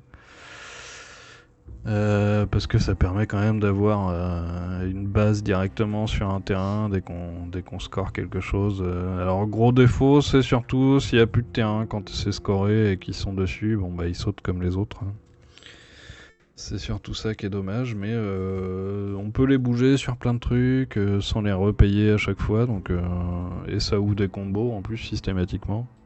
Donc peut-être mettre comme ça d'ailleurs, tiens, mettre celui-là en top et celui-là en mid, puisque le terrain ouvre diamant jaune et violet. Ensuite, on a les employés Wakdo. Qui ont le même infini, sont gratuits tous les deux, le Link a 2 en force, le Terra a 3 en force, et le même infini c'est plus 1 en force pour chaque employé Wakdo. Alors, pas précisé, mais pour chaque employé Wakdo en jeu, hein, forcément. Et combo, reprenez en main une carte Wakdo de votre défausse pour l'employé Wakdo. D'ailleurs, pareil, hein, une carte Wakdo, il faudrait préciser peut-être une carte employée Wakdo. Mais bon, on la joue comme ça de toute façon. Je pense les deux vont quand même ou en low ou en mid, mais alors c'est pas mal parce que voilà, employé Wakdo permet quand même de récupérer tous les autres employés Wakdo et de les enchaîner. Donc on peut récupérer les deux autres si jamais il y en a déjà deux dans le cimetière, plus un Wakdo standard qui se booste automatiquement et tout. Donc un peu le même genre de principe que les touristes ou des choses comme ça. Une fois qu'on les a scorés, on peut les rechercher directement, les reposer et puis ils se boostent entre eux. Donc ça peut monter assez vite. Mais bon, pas forcément guitare, autant jouer des touristes, hein, puisque ça ouvre pas spécialement de combo. Ça ouvre une jaune, mais c'est pas forcément fou non plus. Pas mal mais sans plus quoi, on va dire. Amusant en fait, amusant mais pas forcément efficace. Alors mort-vivant. Mort-vivant, Link est gratuit à 4 de force et on défausse ce personnage à la fin de notre tour. Celui-ci n'a pas d'intérêt. On va le mettre en bottom directement puisque même s'il ouvre une combo jaune, ça reste quand même pas fou. Alors c'est à 4 de force, c'est gratuit, mais on peut le mettre en low quand même, allez. On peut le mettre en low, l'intérêt c'est que ça a 4 de force quoi, et que si on veut scorer dans le tour, admettons. Mais il y a quand même plein d'autres. Non, il y a quand même trop de trucs à jouer, on va le laisser en bottom. Alors que le mort-vivant de terrain qui coûte 1 à 5 de force et a la même capacité à défausser ce personnage fin du tour, mais permet de scorer un terrain. Et pour moi c'est un bon scoreur, donc on va le mettre en mid. Pas en top parce que je pense que des trucs comme chien sont quand même un peu mieux, etc. Mais si vous avez besoin de scoreurs et que vous avez déjà mis d'autres qui sont un peu forts, que vous avez plus les cartes, ça reste quand même une très bonne carte.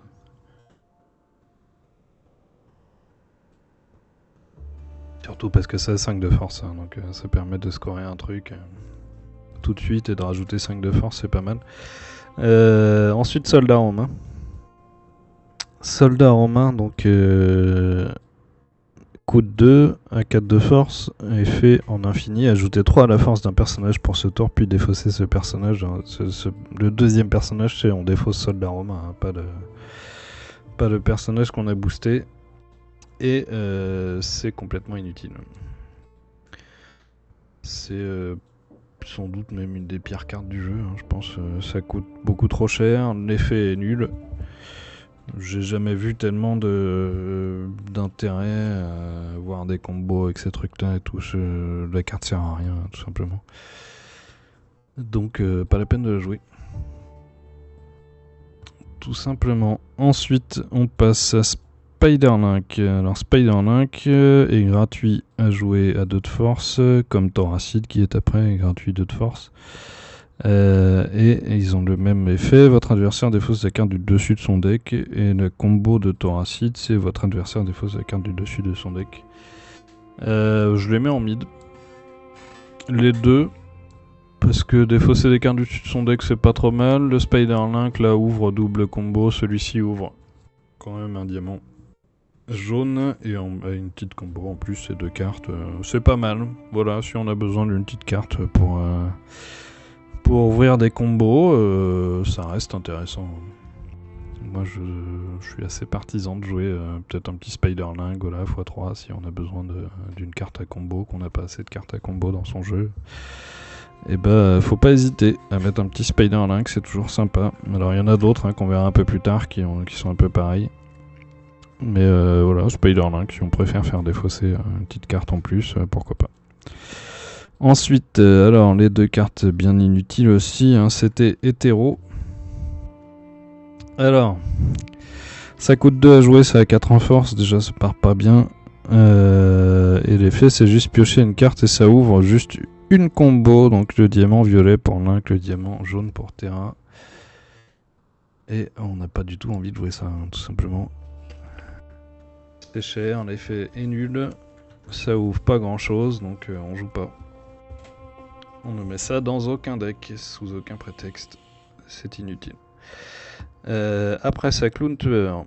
Donc c'est gratuit, ça a 2 de force. Reprenez en main la carte du dessus de votre défausse quand on le pose. Et ça ouvre double diamant. Donc ça je mets en mid aussi. Hein. Voilà, c'est niveau Spiderlink, Clown Tueur, c'est pas mal du tout. Peut-être même en top d'ailleurs. Parce que ça permet de récupérer une carte qu'on vient de défausser éventuellement, encore une fois moine ou des choses comme ça, des bonnes cartes qu'on a envie de récupérer tout de suite après les avoir défaussées, donc pas mal du tout. Counter, ça va effectivement plutôt en top, même carrément qu'en mid. Plus intéressant que Spiderlink. Encore une fois, si vous avez besoin de petites ouvertures de combos dans vos decks et que vous savez pas quoi mettre, Counter est une très bonne option. Ensuite de ça, on a le Vidège qui coûte 1 à 3 de force. L'effet c'est de défausser un personnage en jeu de votre adversaire d'une force de 2 maximum et scorer un terrain. Et en combo, votre adversaire défausse sa carte du dessus de son deck. Il n'ouvre pas de combo, hein, il a juste une combo en diamant violet.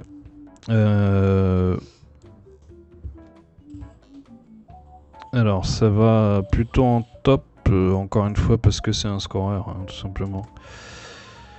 Pas tant que ça de scoreur dans le jeu, donc Ejidej est un très bon scoreur puisqu'il n'a pas besoin de combo. Hein. Il y en a beaucoup, comme vous avez pu voir, par exemple comme Chien, comme Annabelle, comme Vendeur, qui scorent un terrain mais qui ont besoin du diamant pour scorer.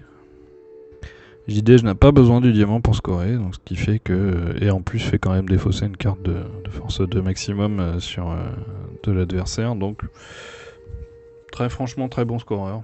Si vous avez des besoins de scoreur intégrés dans votre deck, JDG est une bonne option. Ensuite Seb, coup de 2 à 4 en force, combat avec un diamant jaune, ouvre une combo en violet, et pour effet piocher une carte et combo plus 2 en force. Alors, quand même un peu mieux que des CT hétéro, mais ça reste en lot quand même. Alors ça peut être bien dans des decks avec guest, hein,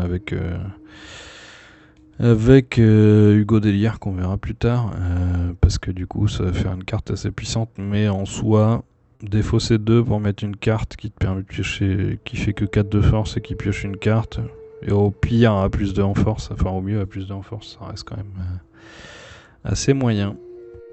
Donc on peut s'en passer. Ensuite, qu'est-ce qu'on a? On a Amixem. C'est gratuit, ça a 1 en force. Ça permet de piocher une carte et ça a combo plus 1 en force. Même ordre d'idée, hein. Pas très intéressant. Si on peut jouer autre chose, on joue autre chose. Les 2 pirates qui viennent ensuite, donc ils ont le même. Ils ont les mêmes effets, hein. Il y en a un qui coûte 2 à jouer qui a 5 de force, il y en a un qui coûte, l'autre coûte 1 à jouer à 4 de force, les deux ouvrent double combo.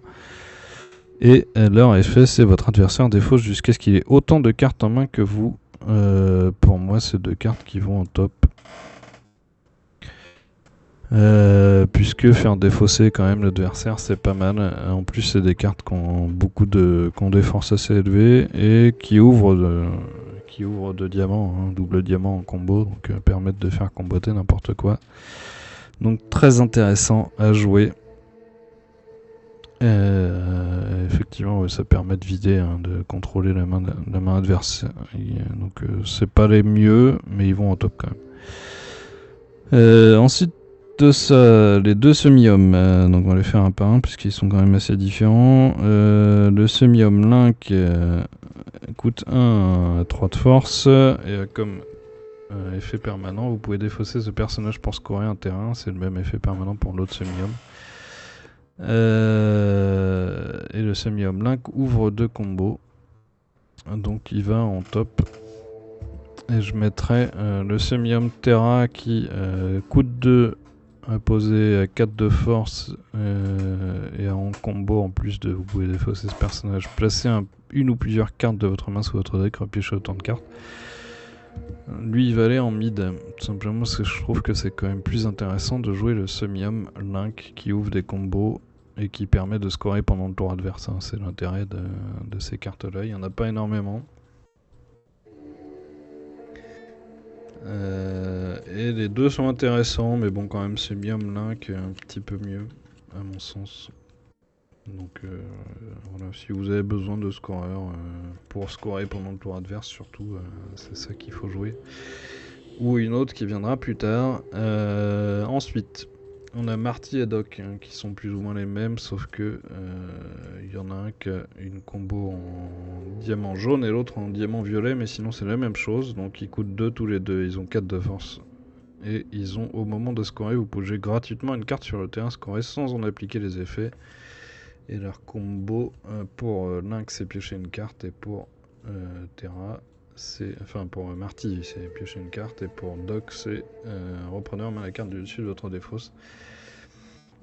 Là les deux vont aller plutôt en mid-ou-low, ça dépend un peu. Ça dépend un peu. Alors l'effet infini reste quand même pas mal, mais il y a quand même mieux, je trouve, à jouer. Mais si on veut en jouer plusieurs, ça peut être intéressant. Mais cela dit, il reste assez peu joué, et pas si intéressant que ça. Donc après ça, les vieilles. Alors, qui sont assez différentes, hein. Il y en a une qui est jouée, l'autre qui est pas tellement jouée. Donc la vieille Link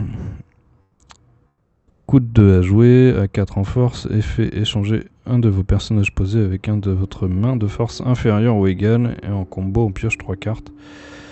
Donc ça, hop là, voilà, on va remonter ça, ça va en top. Ça va en top pour le combo déjà. Et surtout ça va en top parce que ça permet aussi de récupérer un personnage. Bon là, l'autre vieille fait la même, mais c'est surtout la combo là qui change tout. Piocher 3 cartes, c'est une très bonne pioche. Quant à elle, l'autre vieille qui n'a pas la combo va aller en lot. Ensuite on a Fanboy et Fangirl. Alors Fanboy coûte 2 à poser à 4 en force, et votre adversaire défausse depuis sa main pour avoir autant de cartes en main que vous. Et ouvre double combo, donc c'est tout simplement la même chose que... Hop là, il faut que je le remonte. C'est tout simplement la même chose que Pirate, mais je vais le mettre en bit d'ailleurs. C'est la même chose que Pirate Terra, mais en moins fort, puisqu'il coûte 2, et celui-ci ne coûte que 1, donc voilà. Pas mal, mais on préfère rajouer les deux autres Pirates. Après, si on veut forcer et jouer tous, on peut les jouer tous. Ensuite, Fangirl coûte 1 à poser à 3 en force, et votre adversaire défausse pour avoir autant de cartes en main que vous avec une combo piocher 3 cartes. Celle-ci va aller en top, pour à la limite aller en god. Parce que très bonne pioche, et en plus permet d'avoir un gros avantage sur l'adversaire.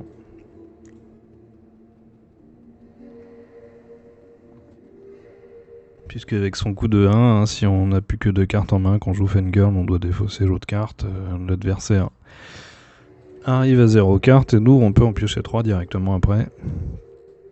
Donc très intéressant. Ensuite on arrive à Gotaga. Gotaga, donc gratuit, 3 de force, c'est déjà pas mal. Ouvre double diamant, c'est très bien. Et en plus, on défausse un de nos personnages en jeu, et notre adversaire défausse autant de cartes que sa valeur en force, donc ça va en god, hein, bien sûr. Ça s'intègre très facilement dans n'importe quel jeu. Ce sera toujours intéressant d'avoir un petit Gotaga qui traîne, histoire de faire défausser quelques cartes. Forcément, on connaît tous les combos. Les combos avec Link avec des Link et des T1. Enfin, les combos, c'est même pas des combos. Hein, c'est juste, on met un Link, on pose un Gotaga et ça fait défausser 10 cartes à l'adversaire. C'est simple, c'est efficace. Ça marche dans tous les decks, même si on a posé un pompier, qu'on s'en est servi, on peut défausser un pompier, même si on a envie juste de faire défausser 3 cartes avec Gotaga, on peut très bien faire défausser juste 3 cartes avec Gotaga, c'est pas le plus intéressant, mais bon. Je peux join et partir de Mastu, et ben on y arrive bientôt, Mastu. Ouais, ok, ça marche, Détri. On y est bientôt de toute façon. Ensuite, Billy. Billy, le bonhomme de neige, qui coûte 2 posé à 5 de force, et en infini vous pouvez défausser ce personnage pour scorer 1 ou 2 terrains, avec en combo jaune du coup, placez une ou plusieurs cartes de votre main sous votre deck, repiochez autant de cartes. La combo n'a pas beaucoup d'intérêt, mais ça reste quand même un des meilleurs scoreurs du jeu. Tout simplement parce qu'on peut le jouer pendant le tour adverse et qui permet de scorer 2 terrains, donc contrairement au Semium qui permet de n'en scorer qu'un seul. Il n'ouvre qu'une combo violette, mais bon, 5 de force. Bon, après, il faut le défausser pour activer hein, sa combo, donc les 5 de force seront pas souvent utiles.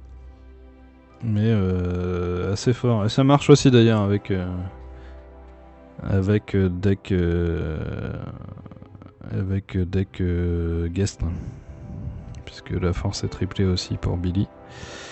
Après ça, on a Gremlin, donc ça coûte 1 à poser, ça a 3 de force. En effet infini, si vous perdez un score, récupérez en main la première carte de votre défausse, et en combo déplacez un autre personnage d'un terrain à un autre.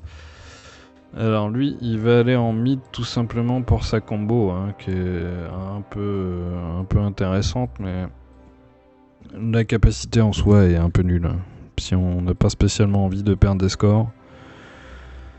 Et voilà, c'est tout, on a juste pas envie de perdre des scores. Et même ça récupère une carte de notre défausse, bon, c'est sympa, mais ça reste pas fou non plus. Donc, pas ouf. Limite, ça pourrait même aller en lot, en vrai, je pense. Au final. Ensuite, les Steve. Donc le Steve Terra, il coûte rien et ils ont 2 en force tous les deux. Il y en a un qui ouvre une combo jaune et n'a pas d'effet. Et un qui combatte avec un jaune et a cette carte à plus 1 en force pour chacun de vos personnages sur ce terrain. Les 2, cependant, sont complètement inutiles. Tout simplement parce que c'est nul. On va pas se jouer de la flûte. C'est tout simplement nul. Tiens, attends, je vais préparer, je vais aller directement sur un salon. Hop. Voilà. Je me suis mis dans le salon, hein, Détri, si tu veux. Hop. Donc.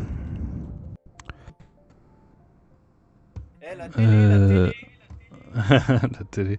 Alors, j'espère qu'on t'entend d'ailleurs sur le stream. Attends, c'est quoi Vas-y, je fais une phrase longue, je fais genre de rien et boum, j'écoute et on regarde ce que ça donne. Attends. Vas-y, je t'en prie. Pendant ce temps-là, moi je vais peut-être te monter un peu. Attends, je vais te monter sur Discord. Je vais te coller. Je te colle à 200 sur Discord et je pense que ça devrait pas être trop mal. C'est dangereux ça. Ok, donc on a fait Steve. On passe à apprenti sorcière et elfe. Donc apprenti sorcière gratuite.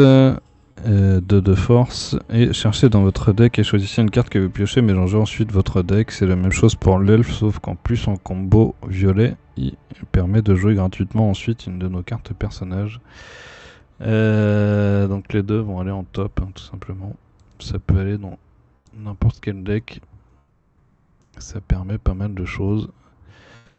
Ouais, c'est 2 cartes qui peuvent se jouer vraiment dans n'importe quoi. Aller chercher une carte dont on a besoin, c'est toujours très intéressant. On passe ensuite aux 2 cartes celles qui sont gratuites, ont 2 en force et ont la même capacité, qui est ce tour, si vous perdez le prochain score, votre adversaire défausse 2 cartes de sa main. Et pour l'autre celle, ce tour, si vous perdez le prochain score, votre adversaire défausse un de ses personnages en jeu. Avec en plus en combo, reprenez en main un terrain de votre défausse. C'est nul. Voilà, on va le dire très simplement, c'est nul. Je les ai jamais vus jouer. Et ça sert à rien. Voilà. Ça sert à rien parce qu'on n'a pas envie de perdre de score encore une fois. Et même si on se perdait un score, bon, les effets sont quand même pas exceptionnels. À la limite, voilà, peut-être en saison 2 on verra des trucs. Il pourrait y avoir des trucs si on perd un score, mais avec des effets un peu plus énervés, hein, pour être un peu dissuasif, parce que ça c'est pas dissuasif du tout et du coup personne n'a envie de les jouer, donc on perd des scores et ça fait rien. Et ensuite donc on a Détri qui va nous rejoindre pour la prochaine carte et quelques cartes après, hein. Tu t'arrêtes quand tu veux, pour Mastu. On va faire jusqu'au cowboy, comme ça j'en fais 4 et puis après je... Jusqu'à Cowboy, ok, ça marche. Donc Mastu... On se fait pas tout seul, hein. Bah ouais, ça je me doute.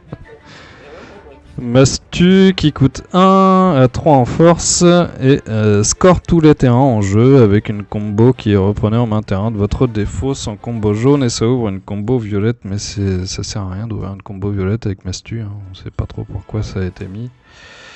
Enfin si, ça peut, si on vient de jouer un terrain, au moins on peut le mettre dessus quoi.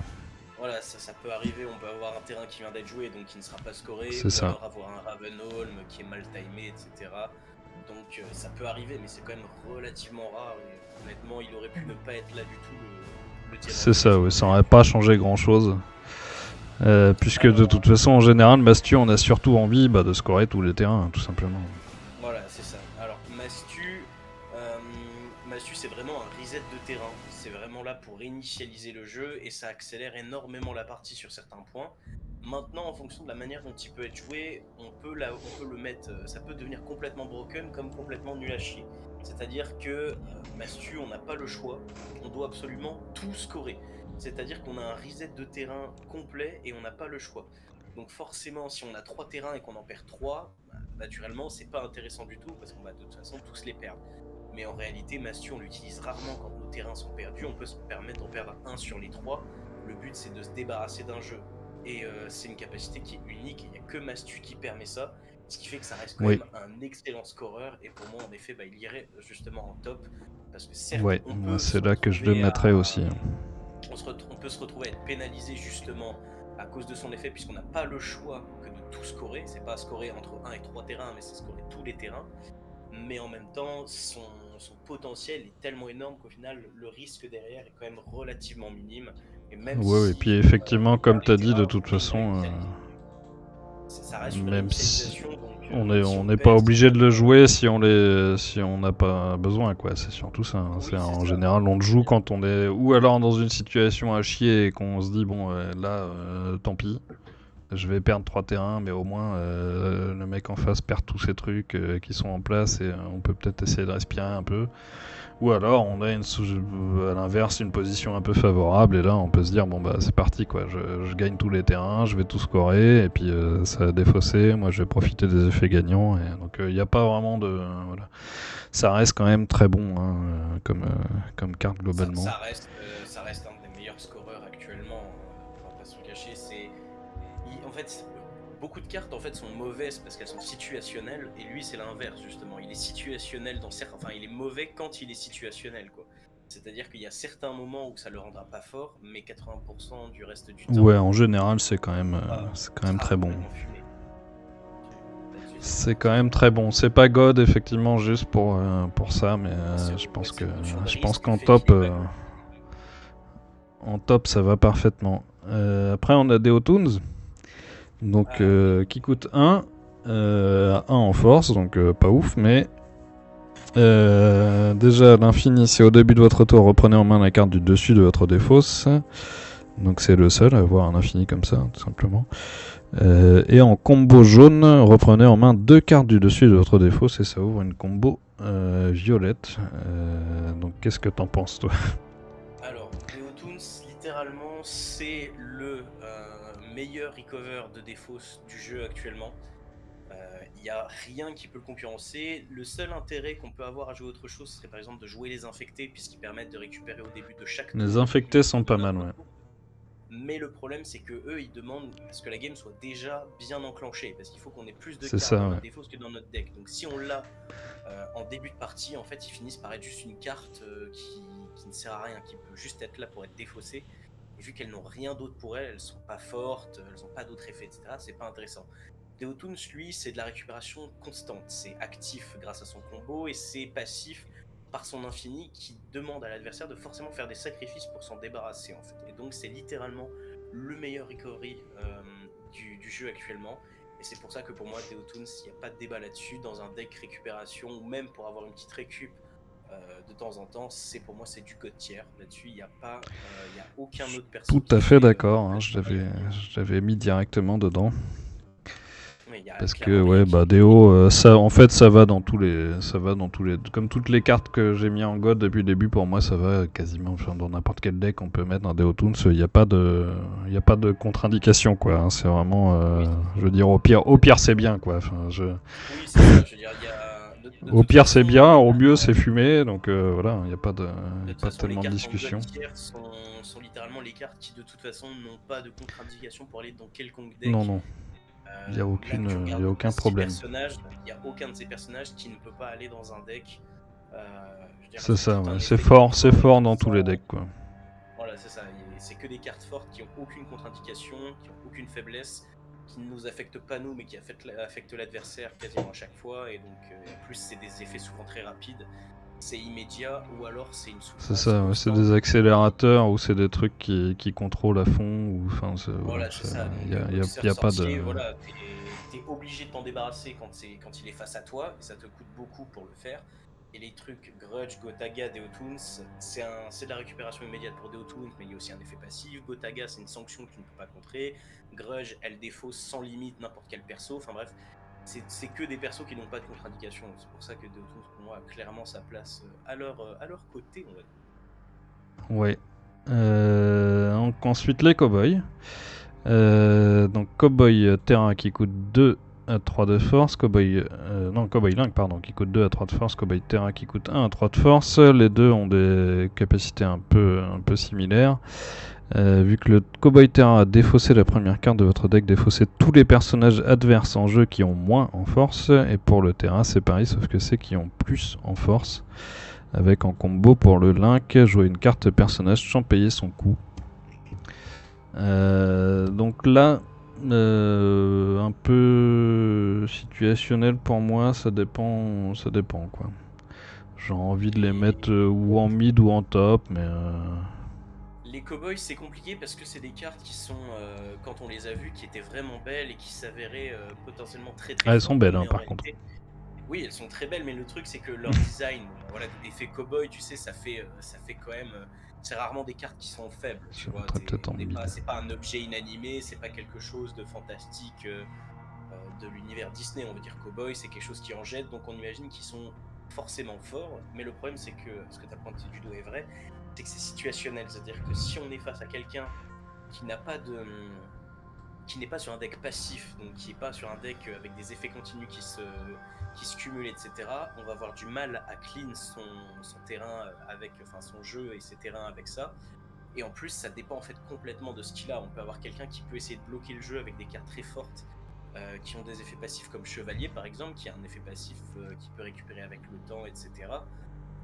Mais on peut aussi avoir des cartes du style Deotoons où là ça récupère aussi, infecté ça récupère aussi, mais qui sont faibles, qui n'ont pas beaucoup de force. Et donc en fait, aucun des deux ne peut s'assurer en quelque sorte d'être au bon endroit en fait. Et c'est ce qui fait que c'est très difficile de pouvoir les caler. Et en plus, il faut qu'on puisse savoir quelle carte on va défausser. C'est ça, Parce ouais. que, en C'est gros, surtout on ça doit aussi hein, défausser, le problème. on doit défausser la carte du dessus de son deck pour pouvoir déterminer quelles sont les cartes qui seront détruites. Et le problème, c'est qu'il faut une autre carte pour le déterminer. Et là, on parle uniquement de le déterminer, pas la choisir. Parce qu'il n'y a aucune carte, et il y a très très peu de manières de savoir, enfin de choisir quelle carte on veut avoir au-dessus de son deck. Et du coup, forcément, ça les rend beaucoup trop compliqués à utiliser avec une certaine assurance. Et c'est pour ça que pour moi, les cowboys seront certainement mid. Ça reste des bons trucs, mais le fait qu'ils sont trop situationnels fait qu'on peut pas compter sur eux. Et, ouais, et puis le setup est compliqué quoi. Oui, voilà, peut-être, je vais dire peut-être limite, peut-être Pour avantage Terra, parce que ouais, je suis d'accord. c'est ceux qui ont plus de force et donc on aura plus tendance à pouvoir choisir à mettre quelque chose à bas niveau de force. Mais encore, le truc c'est que lui n'a pas le combo qui permet de jouer une carte sans payer le coup que Link a. Mais de l'autre côté, il crée un combo parce qu'il a un diamant jaune à droite, donc il peut ouvrir sur autre chose.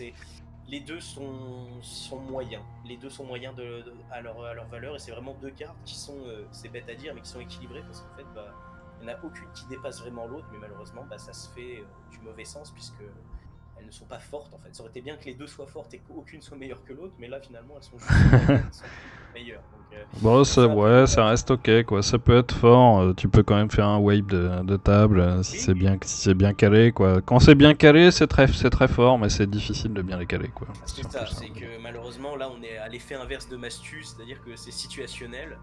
Et ça peut te carry quand t'es dans le bon pourcentage, mais t'as peut-être 15% de chance de tomber sur la situation parfaite. Et on peut pas compter sur une carte pour faire ça finalement, compter sur le 15% de chance. Non, mais c'est vrai que ouais, on les voyait quand même un peu jouer au début et on les voit beaucoup moins maintenant quoi. On les voit, pour de vrai on les voit plus du tout parce que les gens on les voit presque plus même. C'est pas des cartes qui ont grand chose pour elles finalement, elles n'ont pas. Ouais, alors que c'est vrai que tu vois, moi au début, quand tu les lis, tu te dis ah oui, ça c'est ok, c'est fort quoi. Oui, c'est sûr que ça paraît Sur le extrêmement fort. papier, c'est fort, mais bon, au final, en jeu, c'est vrai que c'est pas forcément si bon que ça. Ça demande trop de préparation sans qu'on puisse le déterminer avec précision pour en faire quelque chose, quoi. Bon, du coup, c'était tout, hein. J'avais dit j'en ferai 4. Moi, je retourne bosser sur la Bah ouais, S2 c'est pour pas mal. écrire un jeu de plus en plus incroyable, hein. Bah ouais, avec Voilà. plaisir. Hein. Et puis, bah, j'espère que tu seras là dans 20 minutes, là, quand tu auras le petit appel, hein. Bah ouais, là je crois qu'en vrai, je me demande si je vais pas juste arrêter là, faire une petite pause avant la réunion là, puis ce sera la partie 1 du classement, et puis je vais le laisser comme ça, et puis je le reprendrai la prochaine fois pour faire la fin, donc il reste une quarantaine de cartes je crois à peu près. Ouais, t'en as déjà fait une Il grosse partie. reste 1, 2, 3, attends, 1, 2, 3, 4, il reste 39 cartes, voilà.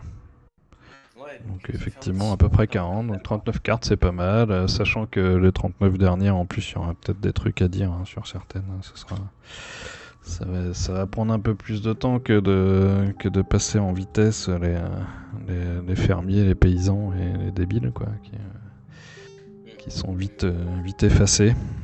Donc ouais, je pense qu'on va faire ça, je vais arrêter l'enregistrement ici, ce sera la partie 1 et vous aurez la 2 un